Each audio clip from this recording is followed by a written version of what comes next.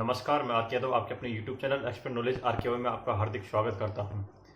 आज बात कर रहा हूं, जैसा आपने थंबनेल पढ़ा, बात हो रही उत्तर प्रदेश पुलिस में सब इंस्पेक्टर एसआई की भर्ती की। जो टोटल 4543 पोस्ट खुली हुई है उसकी हम बात कर रहे हैं। संगठन है Uttar Pradesh police recruitment and promotion board UPPRPB. Uttar Pradesh police recruitment and promotion board एक संगठन है जो कि उत्तर प्रदेश पुलिस की भर्ती करता है, प्रमोशन करता है, ट्रांसफर वगैरह सब यही देखता है। वैकेंसी की बात करें तो टोटल 4543 वैकेंसी है, जिसमें 4 तरह की वैकेंसी टोटल। सबसे पहले वैकेंसी जो पुलिस स्टेशन में जो सामान्य ड्यूटी आती है, लाइन ऑर्डर मेंटेन करने के लिए आती है, सुरक्षा के लिए आती है, किसी केस को सोल्व करने में इन्वेस्टिगेशन ऑफिसर में यूज होता है। इस तरह की जो वैकेंसी है उसकी टोटल पोस्ट 4242 है। 4242 वैकेंसी है। प्लाटून कमांडर जो पीएसी होता है, सशस्त्र बल होता है, जो हमेशा मतलब आपको स्टैंड बाई में रखा जाता है, उसकी पीएसी बोलते हैं उत्तर प्रदेश में। उसकी 135 वैकेंसी है। मेल के लिए है सिर्फ ओनली। और दूसरा मेल के लिए है आपकी स्पेशल सुरक्षा बल, किसी भी सिक्योरिटी, जब पर्सनल असिस्टेंट होते हैं, सिक्योरिटी होते हैं, पर्सनल सेफ्टी ऑफिसर होते हैं, जिसके पीएसओ बोलते हैं, उसके लिए आपकी 60 वैकेंसी है। और फीमेल की प्लाटून कमांडर पीएसी के लिए 106 वैकेंसी, टोटल 4543 वैकेंसी है। पे स्केल ग्रेड पे इसमें लेवल 6 वाला 4200 ग्रेड पे होता है, जो 9300 से 34,800 के बीच होता है। लगभग इसका टोटल सैलरी आपको टोटल मिला के 60,000 से ऊपर बनता है। 12 अगस्त से फॉर्म भरा जा रहा है। 11 सितंबर 2025 उसकी लास्ट डेट है। Application fee unreserve category, EWS और ओबीसी के लिए आपको 500 रुपये लगती है। एससी एसटी कैटेगरी के लिए उसमें 400 रुपये फीस लगती है। एजुकेशन की बात करता हूँ, ग्रेजुएशन होना चाहिए। किसी भी सब्जेक्ट में आपको ग्रेजुएशन चाहिएगा या उसके समकक्ष कोई भी डिग्री हो जो ग्रेजुएशन के समकक्ष हो। जैसे मैं बात करता हूँ एक्स सर्विसमैन के लिए, एक्स सर्विसमैन की यदि 14.5 साल की नौकरी हो जाती है आर्मी, एयरफोर्स, नेवी में, उसके बाद यदि वहाँ से रिटायर या वीआरएस लेता है तो उसकी 14.5 साल की नौकरी एज ए ग्रेजुएट मानी जाएगी। वो यदि 12वीं पास भी वहाँ आर्मी में लगा है और 14.5 साल की नौकरी हो गई है तो उसको समकक्ष, एक्स सर्विसमैन के समकक्ष उसको माना जाएगा। यदि वो अपीयरिंग है, कोई भी कैंडिडेट ग्रेजुएट अपीयरिंग है, तो वो नहीं माना जाएगा। अपीयरिंग कैंडिडेट इसमें एप्लीकेबल नहीं होगा। उम्र की बात करता हूँ, एक अमूमन इसमें 21 से 28 साल लेते हैं, लेकिन काफ़ी समय के बाद खुली है। तो इस अब की बार यूपीपीआरपीबी ने, उत्तर Pradesh police recruitment promotion board ने, आपको 3 साल की छूट दी है। इसका मतलब वो 21 से आपकी 31 साल नौकरी अनरिजर्व कैटेगरी की होनी चाहिए। उसके अलावा एससी एसटी ओबीसी को 5 साल की, मैक्स उम्र में 5 साल की छूट है। आपका उम्र यदि 1 जुलाई 1994 से 1 जुलाई 2004 के बीच में हुआ तो आप फॉर्म भर सकते हैं। आप यदि कैटेगरी कैंडिडेट है, ओबीसी या सीएसटी है, तो आपका 1 जुलाई 1989 के बाद में पैदा हुए हो और 1 जुलाई 2004 के पहले आप पैदा हो चुके हैं तो आप फॉर्म भर सकते हैं। रिटन टेस्ट, इसमें शेड्यूल की बात करता हूँ, रिटन टेस्ट होता है, फिर डॉक्यूमेंट वेरिफिकेशन और फिजिकल स्टैंडर्ड टेस्ट एक दिन होता है, फिर फिजिकल एफिशिएंसी टेस्ट होता है, फिर मेडिकल होता है, उसके बाद मेरिट लिस्ट होती है। सबसे पहले बात करता हूँ रिटन टेस्ट की। रिटन टेस्ट आपके इसमें 4 सेक्शन होते हैं। आपका हिंदी आता है, संविधान जीके आती है, मेंटल एबिलिटी आती है और मैथ आती है। संविधान या जीके की बात करता हूँ, 40 क्वेश्चन आता है, जिसमें आपका जनरल नॉलेज के सारे क्वेश्चन आते हैं, जनरल साइंस के क्वेश्चन भी आते हैं। इसमें आपको विदेश नीति आती है, विदेश में आपके संबंध आते हैं, किसी कोई खेल पुरस्कार हो गया, करंट जीके हो गई, कोई बुकर पुरस्कार हो गया, या कोई ऐसे संगठन कोई उभरा हुआ है, इलेक्शन हो गया, इस तरह की अपडेट चीज़ें इसमें आती हैं। दूसरी बात करता हूँ हिंदी में आपका टोटली व्याकरण आती है, समास आता है, अलंकार आता है, संधि आती है, विलोम शब्द आता है, पर्यायवाची, उपशय, प्रत्यय, लोकोक्ति, मुहावरा, इस तरह के हिंदी में आता है। इसके बात करता हूँ रीजनिंग या मेंटल एबिलिटी की बात करते हैं तो आपका उसमें भी आरेख आता है, छायाचित्र आता है और वाटर इमेज आती है, मिरर इमेज आती है, डाटा से रिगार्डिंग क्वेश्चन आते हैं। इस तरह आपका मेंटल एबिलिटी में आता है। और मैथ की बात करता हूँ, उसका वही 40 क्वेश्चन आता है। मैथ में आपका प्रॉफिट एंड लॉस आता है, लाभ हानि, प्रतिशत आता है, अनुपात समानुपात आता है। इस तरह का इसमें भी 40 क्वेश्चन आते हैं। सिलेबस आपको स्क्रीन पर दिख रहा होगा, टोटली सिलेबस यही है। हिंदी में 40 क्वेश्चन, मैथ में 40 क्वेश्चन, रीजनिंग में 40 क्वेश्चन और जीके संविधान के 40 क्वेश्चन। 40 क्वेश्चन, टोटल 160 क्वेश्चन होते हैं। हर एक सेक्शन इसमें 100 नंबर का होता है। टोटल 160 क्वेश्चन 400 नंबर का होता है। आपको 2 घंटा मतलब 120 मिनट आपको दिया जाएगा। हर एक सेक्शन में 35% मार्क्स आपको चाहिए होगा पास होने के लिए। 100 नंबर का तो 35 मार्क्स चाहिएगा कम से कम पास होने के लिए, और ओवरऑल आपको 50% से ऊपर आपको चाहिए ओवरऑल पासिंग मार्क के लिए। ऑफलाइन पेपर होता है, ओमार सीट पे होता है, सीबीटी का कहीं कोई कंप्यूटर बेस्ड टेस्ट नहीं होता, ओमार होता है, ऑफलाइन होता है। उसके बाद आपका फिजिकल स्टैंडर्ड टेस्ट पीएसटी होता है, शारीरिक मानक परीक्षण बोलते हैं। उसी दौरान उसी दिन आपका डॉक्यूमेंट वेरिफिकेशन भी होता है। मेल कैंडिडेट के लिए उसकी हाइट 168 सेंटीमीटर होनी चाहिए, हाइट उसकी 152 सेंटीमीटर होनी चाहिए। यदि वो एसटी कैंडिडेट है, सिर्फ एसटी कैंडिडेट की बात करूँ, एससी को भी छूट नहीं है, सिर्फ एसटी कैंडिडेट की छूट है। यदि उसकी हाइट उसको 166 सेंटीमीटर चलेगा, और उसकी 166 मीटर, और नहीं, मेल कैंडिडेट की हाइट है 168 सेंटीमीटर, फीमेल की 152 सेंटीमीटर। एसटी कैंडिडेट है तो उसकी हाइट 166 सेंटीमीटर, और फीमेल कैंडिडेट है तो 147 सेंटीमीटर चाहिए।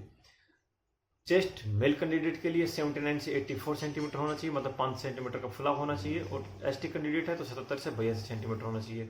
फीमेल कैंडिडेट में चेस्ट एप्लीकेबल नहीं होता, उसमें इसका वेट एप्लीकेबल है। वेट उसमें 40 किलोग्राम से ज़्यादा होना चाहिए, किसी भी कैटेगरी की फीमेल कैंडिडेट हो। अब बात करते हैं फिजिकल एफिशिएंसी टेस्ट, शारीरिक दक्षता परीक्षण की। मेल कैंडिडेट का 4.8 किलोमीटर रेस होती है, जो 28 मिनट दिया जाता है।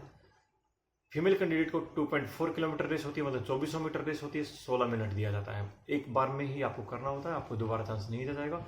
यदि कोई भी female candidate PST physical standard test के दौरान यदि प्रेग्नेंट है, अपना सर्टिफिकेट वहाँ उसको देना होगा, और जब प्रेगनेंसी बच्चा होने के 6 महीने के अंदर आपको फिजिकल अपना करना होगा।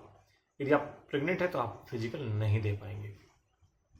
उसके बाद मेडिकल होता है। मेडिकल में आपका नाक की हड्डी चेक की जाती है, पैर चेक किए जाते हैं, हाथ पैर नॉर्मली चेक करते हैं, फ्लैट फिट चेक किया जाता है, फ्लैट पैर तो नहीं, आपका distant vision, colour vision, near vision और लॉन्ग विजन टेस्ट किया जाता है, कलर विजन टेस्ट किया जाता है। इसके अलावा ईसीजी, एक्सरे, ये 2-3 चीज़ें होती है, यूरिन टेस्ट और ब्लड टेस्ट, ये 4 चीज़ें होती हैं। अब बात करता हूँ उसके बाद में आपका रिटन टेस्ट के बाद डॉक्यूमेंट वेरिफिकेशन, पीटी हो गया, पीएसटी हो गया, पीटी हो गया, मेडिकल हो गया। उसके बाद मेरिट लिस्ट बनती है। मेरिट लिस्ट उतने ही कैंडिडेट की बनेगी जितने कैंडिडेट इसमें फॉर्म खुले गए हैं, 4345, 4543 वैकेंसी टोटल। कोई वेटिंग लिस्ट नहीं आती, वेटिंग लिस्ट का कहीं कोई वेट नहीं करे। अब डॉक्यूमेंट की बात करता हूँ। डॉक्यूमेंट के लिए कोई फिक्स डेट होती है, उस डेट से उस डेट के बीच में ही बना होना चाहिए, ना कोई ज़्यादा पुराना होना चाहिए, ना फॉर्म भरने के बाद होना चाहिए। सबसे पहले क्लियर कर दूँ, कोई भी डॉक्यूमेंट ऐसा नहीं होना चाहिए 11 सितंबर के बाद बना हुआ हो।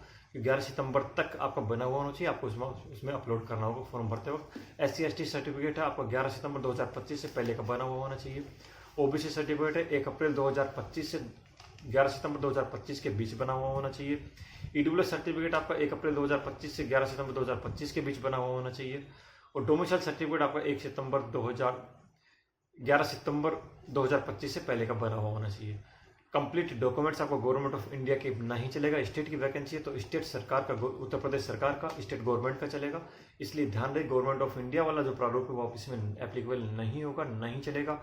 जो सेंट्रल गवर्नमेंट की वैकेंसी होती है, जैसे SSC वगैरह हो गया, इस वैकेंसी में आपका सेंट्रल गवर्नमेंट का चाहिए होता है। स्टेट गवर्नमेंट की वैकेंसी में आपका स्टेट गवर्नमेंट का ही चलेगा। फीमेल कैंडिडेट में आप ध्यान रखिएगा, यदि फीमेल कैंडिडेट का डोमिसाइल सर्टिफिकेट है वो पिता के नाम से बनेगा, क्योंकि डोमिसाइल आपके जन्म के हिसाब से होता है, विवाह के हिसाब से नहीं होता। आपका जाति प्रमाण पत्र पिता के हिसाब से बनेगा, कि जाति भी पिता के हिसाब से डिसाइड होगी, ना कि पति के हिसाब से। आपका इनकम सर्टिफिकेट अपने पति के हिसाब से बनेगा, ना कि पिता के हिसाब से। यदि आप शादीशुदा है तो इनकम सर्टिफिकेट अपने पति के हिसाब से बनेगा। आपका डोमिसाइल और आपका जाति अपने पिता के नाम से बनेगा। आवेदन कैसे करते हैं? आवेदन के लिए 1 टाइम रजिस्ट्रेशन OTR जरूरी है। आपकी कहीं भी कोई वैकेंसी खुलेगी उत्तर प्रदेश में, बहुत से स्टेट गवर्नमेंट ने लागू किया, आपका 1 टाइम रजिस्ट्रेशन होता है, वो कई दिनों तक वैलिड रहता है। किसी स्टेट में 1 साल के लिए, किसी में 2 साल के लिए, किसी में स्टार्टिंग की 2 भर्ती के लिए, 4 भर्ती के लिए, इस तरह वैलिड रहता है। उत्तर प्रदेश में OTR आपको इसमें भी जरूरी है, 1 टाइम रजिस्ट्रेशन जरूरी है। इसमें मोबाइल नंबर, मेल ID लगेगा। मोबाइल नंबर और मेल ID कोशिश करिएगा ज्वाइनिंग तक आपकी मोबाइल नंबर और मेल ID सेम होना चाहिए। यदि आपको मोबाइल नंबर और मेल ID चेंज होता है तो कॉल लेटर जाने में आपको इश्यू रहेगा। फिजिकली कॉल लेटर आजकल कोई भी डिपार्टमेंट नहीं भेजता है, आपका SMS आएगा और मेल ID आएगा, वही चेक करते रहिएगा, उसी पे आपका अपडेशन मिलता रहेगा। दूसरा बात करता हूँ, आपको UPPRPB.gov.in की साइट पे जाना है, होम नोटिस पर लिंक पे क्लिक करना है, mail ID mobile number update करना है, डिजी लॉकर से आपको वेरीफाई करना है, रजिस्ट्रेशन नंबर और पासवर्ड जनरेट करना है। उसके बाद आपको लॉगिन करना है, डिटेल स्टेप बाय स्टेप आपको डिटेल भरनी है। आपका 10th की मार्कशीट के आधार पर आपका कंप्लीट आपका नाम, father's name, mother's name, date of birth, आपने कब पास किया है, आपका रोल नंबर कितना है, कौन से सन में पास किया, कौन आपको 12th कब पास किया, ग्रेजुएशन कब पास किया, कौन सी यूनिवर्सिटी पास किया, कितना परसेंटेज है, सब 10th के आधार पर लगेगा।